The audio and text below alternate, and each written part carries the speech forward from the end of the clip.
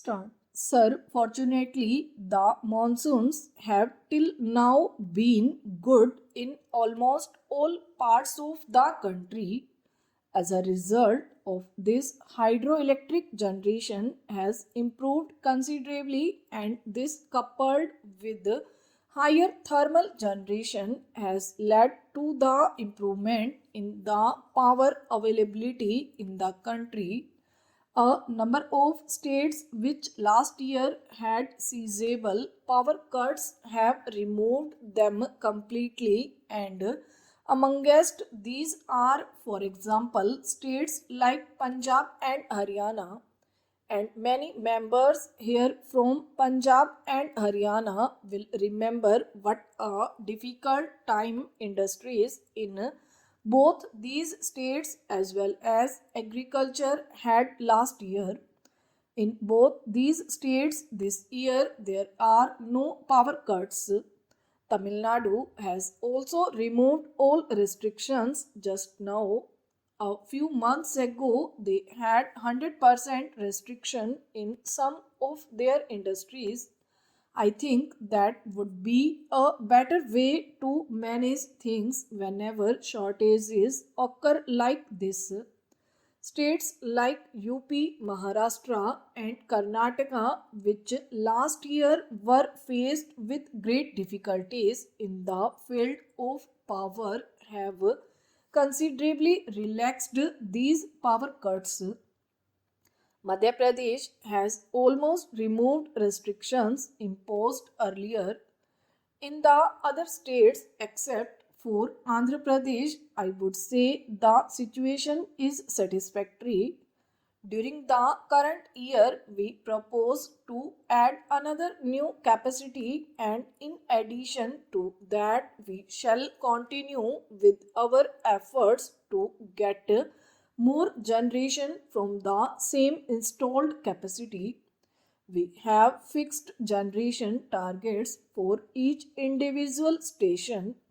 While I have referred to the improved situation, I would say with this improvement, there will be general satisfaction in the country, and at any rate, the heavy damage would not be there, and it will come down to a comparatively small figure. Nevertheless, I think the need for vigilance continues, and we cannot afford to be complacent. We have established a monitoring system through which we keep a watch on generation all over the country, and I get daily reports of generation from every single unit in the country so that we can keep a close eye on the output of generation in all thermal stations in the country, and we have asked the state governments to set up similar monitoring units so that action can be taken as and when difficulties arise instead of wasting for a long time to set matters right, because that does not really help us at all. We have been trying to improve the organizational arrangements.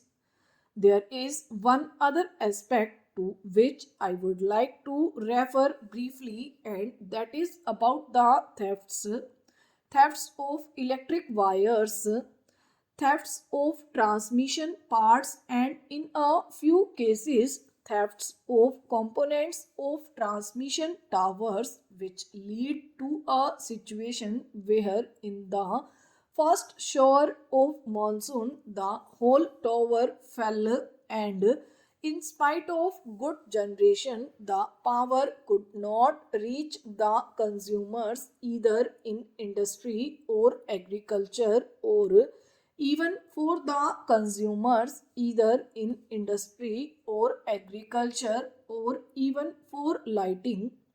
This is a highly anti national activity.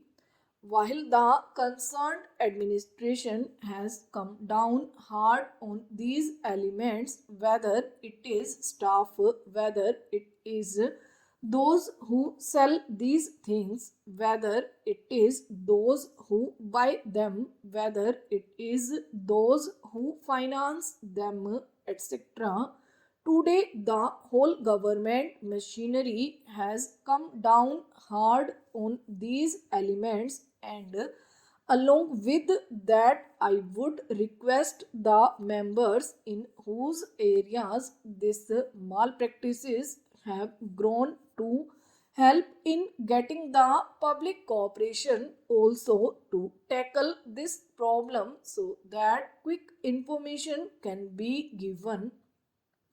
I know that in the past, a couple of years back, when similar thefts of the wire were taking place in the transmission lines of the railways, the public cooperation helped us very greatly in putting an end to this, and the police patrols also helped to a large extent because villagers were patrolling the railway lines, and immediately they gave the information, and in some cases they apprehended the criminals. So, I would request you to help us to safeguard these vital installations. We ourselves intend to examine whether the law needs any strengthening to take action against such elements. My friend referred to strong regional grids as a step towards the evaluation of a strong national grid. Even today, the electricity can, this is possible because of technological advance all over travel over long distances, but some of the links are very weak. Therefore, we are developing the refined grids first, and I must say that in the southern region, this strengthening of the grid has been done very well, and today in the southern region, states trade in power very readily goes because the network is there. Still, there is a gap even in the southern region which we are trying to fill, but it is essential to have strong regional grids and strong national grids to make optimum and full utilization of the power generated. Now, sir, my friend referred to line losses, and I agree with him that with the growth in generation, it is necessary to reduce these losses and to improve transmission. This is one of the important factors that has to be kept in mind. Stop.